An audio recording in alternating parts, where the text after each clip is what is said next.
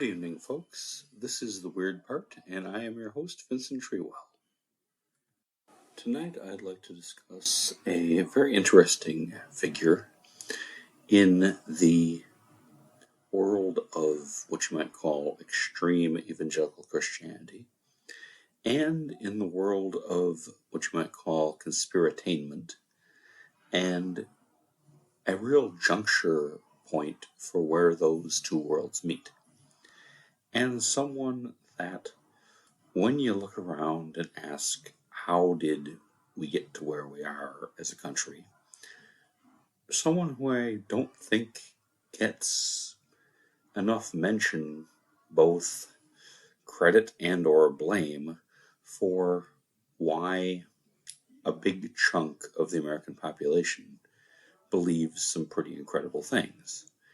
And to be very specific, how it is that people who are otherwise normal churchgoers believe that a cabal of actual Satanists, like literally devil worshippers, run the government and the economy and the media and everything. And that idea is not,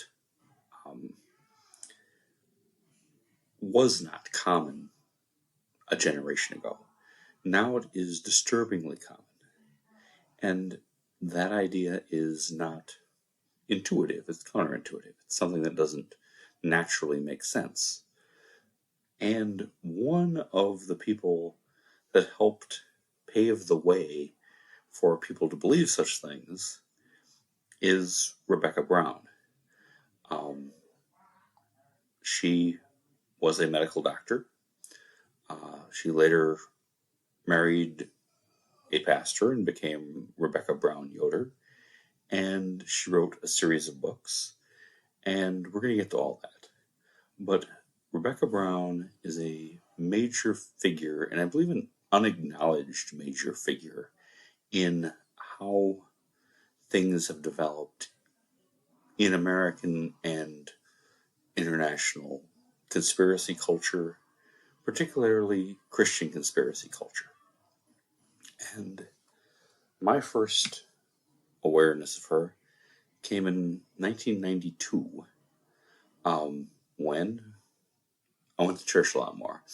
And this book was announced from the pulpit as something you've got to read. It's very important. And it was her book, He Came to Set the Captives Free. And it's, I believe, one of the more important books of the late 20th century, and not nearly acknowledged for what it is, for the importance that it had. But to get to that, let's start with Rebecca Brown's documented real life. Back in 1984, Ruth Irene Bailey, who later changed her name to Rebecca Brown in California. The legal documents are available online, and I've included links in the show notes. Was before the medical board of the state of Indiana for massively overprescribing pain-killing prescription medication.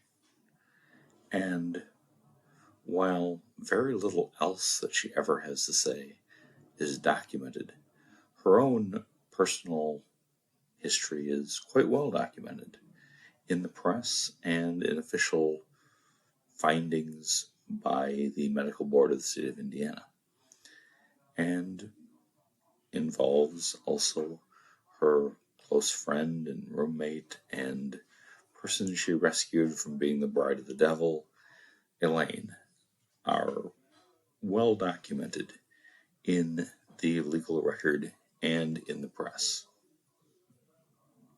I mention these details because Dr. Brown, who continued to use the MD after her name, despite the fact that her medical license was revoked in 1984 and that she never petitioned to regain it, makes a lot of extreme, bizarre, and very detailed allegations. But none of those allegations are ever supported by any documentation, any independent witnesses, any coverage in the press at any level, any police reports, any photos, anything. But the allegations against her are thoroughly documented. And to quote from the finding of fact from the Indiana Medical Licensing Board on October 2nd, 1984, on numerous occasions, respondent has knowingly and intentionally misdiagnosed her patients, including but not limited to patients by the name of Edna Elaine Moses, a.k.a. Elaine Moses, a.k.a. Elaine Bailey, Claudia Moses, Lucia Livesley, Lucinda Sisson, Kelly Sisson, Cheryl Maynard, and 2 patients identified only as VB and KW. The misdiagnosis in the finding of fact above, number 8, included misdiagnosing alleged leukemia, various blood disorders, gallbladder disease, brain tumors, and various other ailments and conditions, all with respondent stated were allegedly caused by demons, devils, and other evil spirits.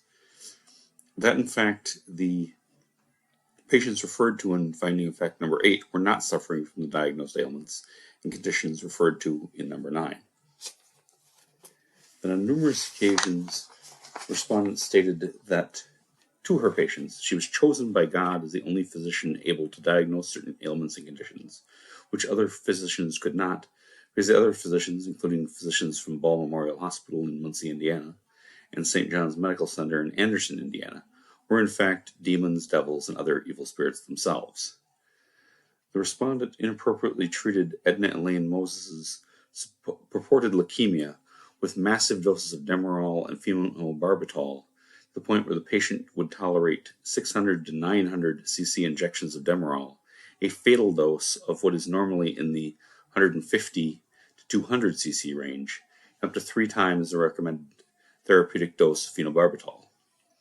The respondent gave Claudia Moses, a 15-year-old mentally impaired daughter of Edna Elaine Moses, who possesses the intellectual age of an 8-year-old, numerous injections of Demerol for alleged nausea, and allowed Claudia to administer injections of Demerol to herself. That on numerous occasions the respondent would supply her patients with excessive amounts of legend drugs, which means prescription only, and or controlled substances without explanation, instruction, or appropriate charting. That numerous patients of the respondent had to undergo detoxification and withdrawal from the excessive amounts legend drugs and or controlled substances which the respondent was prescribing and or administering without valid therapeutic reasons. That while Edna Elaine Moses was under the immediate care and treatment of respondent, the family of Edna Elaine Moses had to have Edna admitted to St. Vincent's Hospital Emergency Room in Indianapolis, Indiana, and subsequently committed to LaRue Carter Hospital in Indianapolis, Indiana, for detoxification from the excessive amounts of controlled substances which respondent was prescribing and administering to Edna's purported leukemia and for treatment of multiple infections, including infection of her urinary tract and infections of various catheters, including a Hickman catheter, used to facilitate the administration of intravenous medications and also for treatment of externally caused lesions. The respondent failed to maintain and keep adequate records or charts of her patient, and in several instances failed to maintain any charts or records at all. The previous was not exhaustive, but conveys the idea of what Rebecca Brown lost her medical license for. These events were also covered fairly extensively in the Indianapolis News and Indianapolis Star on March 16th, 1984 and September 21st, 1984. These are really serious allegations, and they were sustained, and they were reported in the press, and that stuff actually happened. She did those things. When explaining her history, it was obviously a vast satanic conspiracy, and everybody was in on it. The police were in on it, the hospital administrators, other doctors, her own family, Elaine's family, just everyone is in this vast satanic conspiracy against her. And I think it would be good to give a brief overview of Rebecca Brown's story that she put forward in He Came to Set the Captives Free, and the subsequent sequel, Prepare for War. That story is that while a doctor, she met Elaine, who was literally, physically, the bride of Satan, and had been a devout Satanist for 17 years, and that she was able to reach her and convert her to having faith in Jesus Christ. And that thereafter, the Satanists came for them and tried to kill them on many occasions, and tried to bring Elaine back into Satanism and do terrible things to the both of them. These two books were published by Jack Chick. For anybody not familiar with that name, you've probably seen the tracks left everywhere, from gas stations, laundromats, wherever. If you're over 30 and you've lived your whole life in America, you've probably seen a Chick tract. And Jack Chick, tremendously right-wing, intolerant, extreme Christian fundamentalist, fanatically anti-Catholic, anti-Muslim, anti-LGBTQ, anti a lot of stuff, and apparently not a great fact checker at all. When Rebecca Brown and Elaine came to him, he immediately ate up what they were saying and put out a series of cassette tapes, a pair of cassette tapes, and published their two books. What they were saying is that there was a vast conspiracy of Satanists, and I have to mention right now that Rebecca Brown throws the words Satanist and witch and witchcraft around interchangeably, even though anyone involved in any of those things does not see them as at all the same.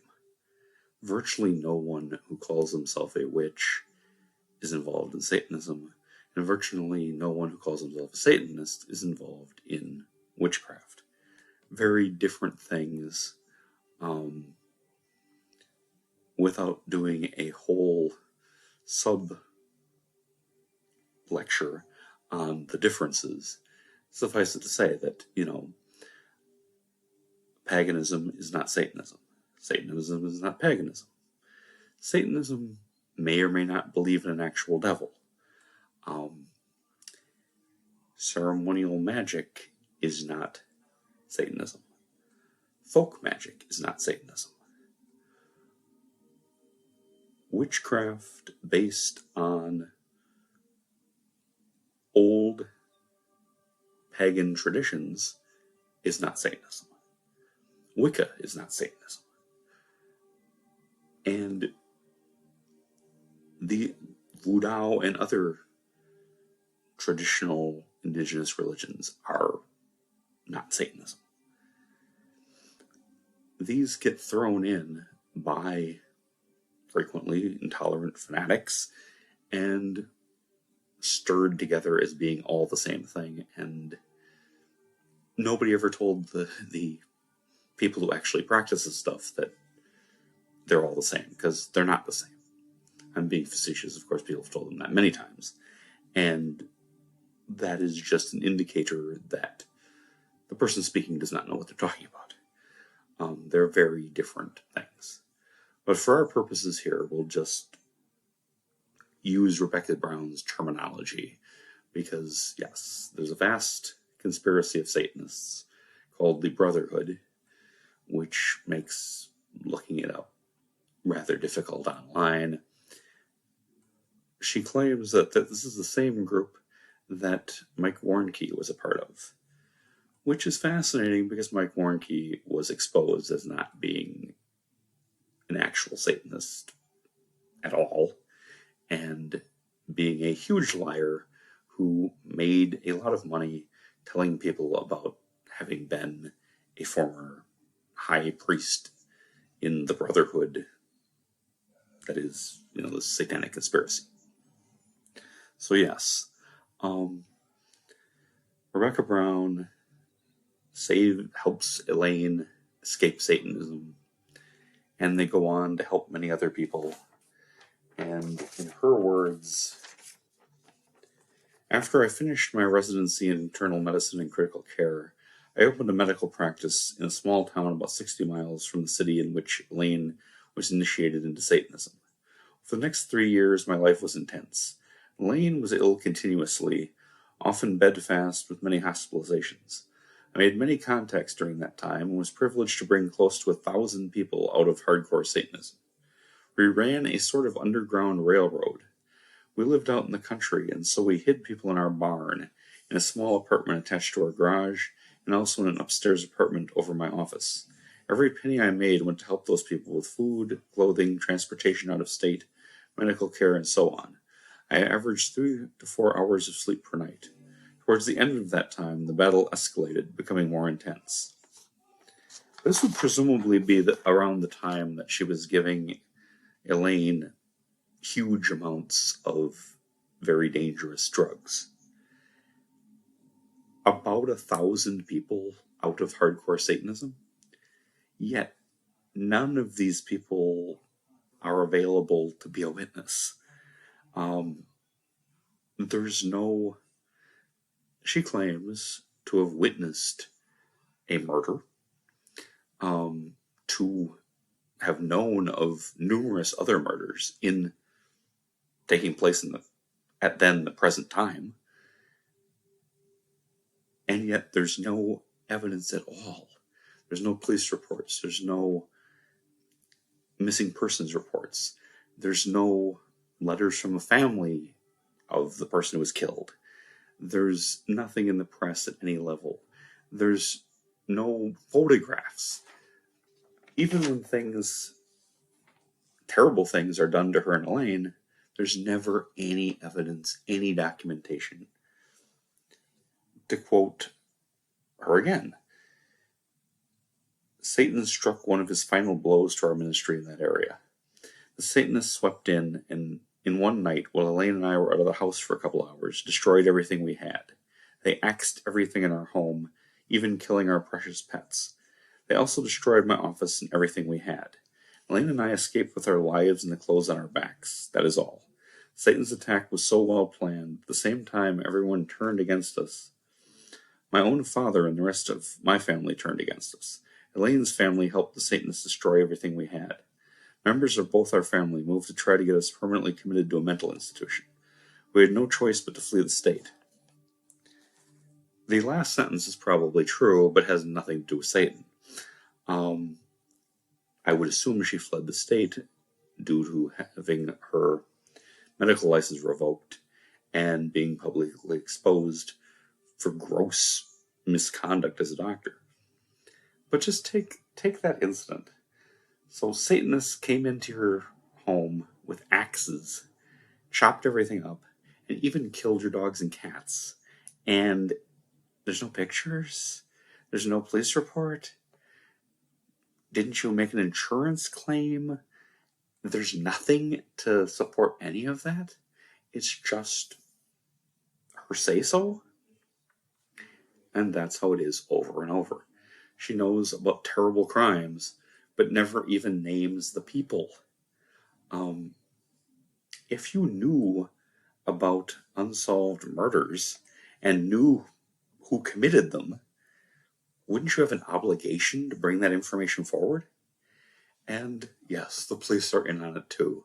And undoubtedly the press and everybody else is pointed out as being part of this vast cabal. But wouldn't you have an obligation to at least put the names out there and, explain what was done to these people? And good people would take an interest and try to have some justice done, or at least, have answers brought to these unsolved murders. Because there weren't any unsolved murders. Okay? She doesn't have anything. It's all just made up. It's just fiction masquerading as fact. And why is any of this particularly important? Because that mindset of accepting someone's story because it meets your pre-existing beliefs is incredibly strong in this country right now. And this is one of the places where it started. This is published full on in the middle of the Satanic Panic. But it continued to be popular for many, many years. And it inculcates in people a mindset that is unquestioning, that is not asking, well, but what is the evidence for that? When did this happen? Who, what, where, why, and how? It's not critical thinking. It's the opposite of that. And it was accepted so widely because it hit all the pre-existing beliefs. People wanted to hear about this. People wanted to hear that terrible Satanists were doing terrible things and witches were around every corner and they're ready to poison people. She claimed that she had survived. Rebecca Brown claimed to have survived several poisoning attempts. That God had spoken to her and told her not to drink the coffee or not to eat what was on the lunch table, and therefore she survived. She also allegedly had bombs placed in her house. Now, if you have bombs placed in your house, that's not, a matter of opinion. That's something you can bring to the police. Not bring it, but call the police to come to it. That's something that you can put forward as, hey, people are trying to kill me. This is a really serious matter. And yet there's nothing. She never does that. I'm going to go out on a limb and say that's because that never happened. And a mindset of blind acceptance of things that sound like they probably could be true is a lot of how we got to where we are now in this country. And that's why I'm talking about it tonight. That's why Rebecca Brown is important. To go on just a little bit further with stories of Elaine, the Prince of Satan, we should probably address her international diplomatic interventions. According to her own statements, and obviously none of this is confirmed anywhere else, no independent witnesses, no media reports, no documents, no nothing. She, and I'm sorry, earlier, I apologize, I called her the Prince of Satan. I meant to say the Bride of Satan. Yeah, sorry about that. Anyway, Satan's wife, he has plural wives, alleged that she was sent by Satan personally to the Middle East, to both Israel and to Muslim countries, and was involved in arms negotiations, and was a special representative to the Vatican, and met with the Pope, and he knew all about us, in her words. That would presumably be Pope John Paul II, who is generally recognized for having rallied Catholics in Europe to oppose communism. So that seems a very strange place for the Bride of Satan to show up.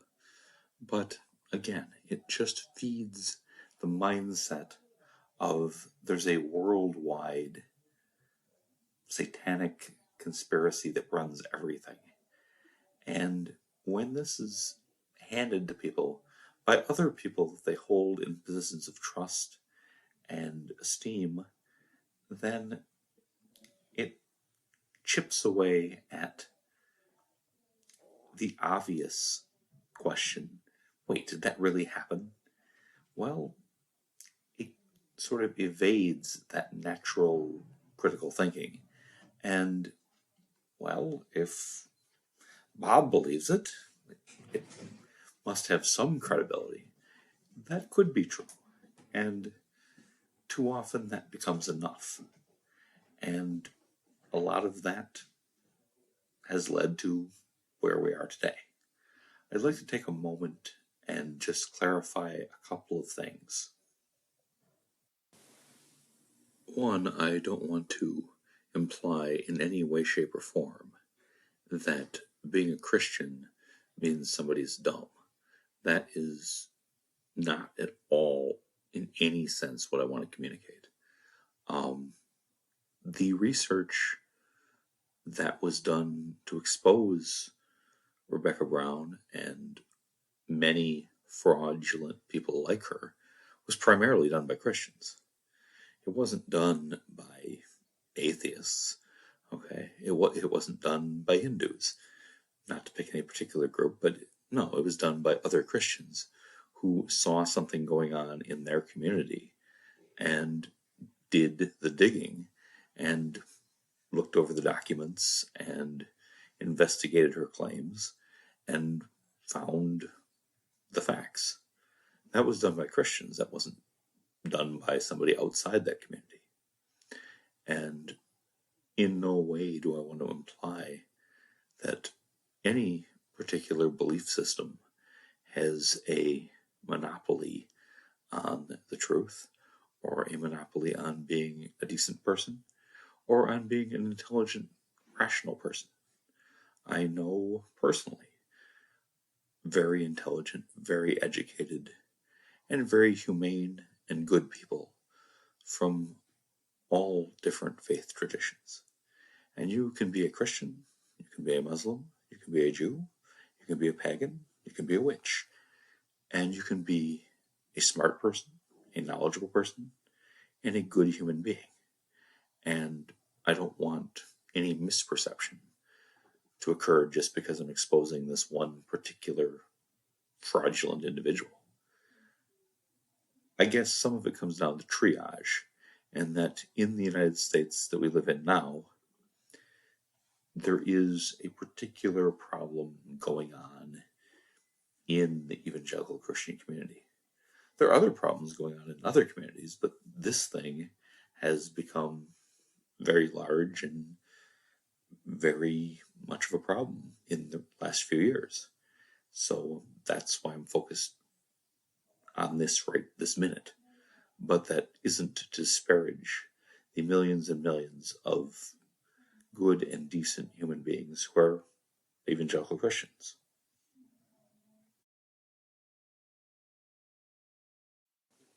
Also, and I think it's important to mention this, because when you're doing real research, you're not just confirming your pre-existing biases. When I started investigating Rebecca Brown and her work, I fully expected to find a direct line between her ministry, her books, her church that she co-pastored with her husband, and a direct link between them and, to be blunt, with the Trump campaign, and with QAnon, and with anti-vax ideology. In doing the research for the show, I did not find that. Now, I'm going to speculate that that's probably because after 2014, Rebecca Brown was in ill health, and she did die of natural causes in 2020, in September, before the election. And after 2014, her husband has been primarily inactive. He is now an elderly man, and their ministry has not really continued to be very active. But I did not find any smoking guns. I did not find, unlike any number of other grifters and people of questionable testimony who were there for the money, there to get an in with the power structure, there to get what they could. They were not. Jim Baker's there, but they're not there. Okay. I can name names, or you could just look it up because they're pretty obvious about it. But the Rebecca Brown and her husband were not there. They had their own game going, and that's what they did. I feel that what they taught people was very destructive and harmful to many people's lives, and was a heavy dose of lies mixed with, possibly some beliefs. But they were not part of the Trump campaign. They were not, as near as I could tell, they were not anti-vax, and they were not affiliated with QAnon. Now, I would stand 100% by my statement that they helped create, and particularly Rebecca Brown herself, and, with the support / codependence of her friend Elaine, who did die in 2005, that Rebecca Brown created a lot of the mindset that later fed into QAnon and the anti-vax movement and the ultra questioning of the news media movement. Not questioning the news media, which I'm all for, but when you're asking at a school shooting whether the kids are really dead, that's not questioning the news media, that's something else. And I do feel that she fed into that and helped create that mindset that now exists in this country and in this world. And I feel that she's often overlooked as a source for that way of thinking. But did she have any direct involvement? As much as I can ascertain, no, she did not. Does that, somehow polish her reputation? In my opinion, not really, no. But I think the important thing is to tell the truth. And that she said a lot of things that were clearly untrue. And that her works played a large role in what you might call the zeitgeist of the time we live in now. So yes, this has been my exposition on Rebecca Brown. He came to set the captives free, prepare for war, and how that led to the world we live in now. Thank you for listening. This is The Weird Part. I'm Vincent Trewell. Good night.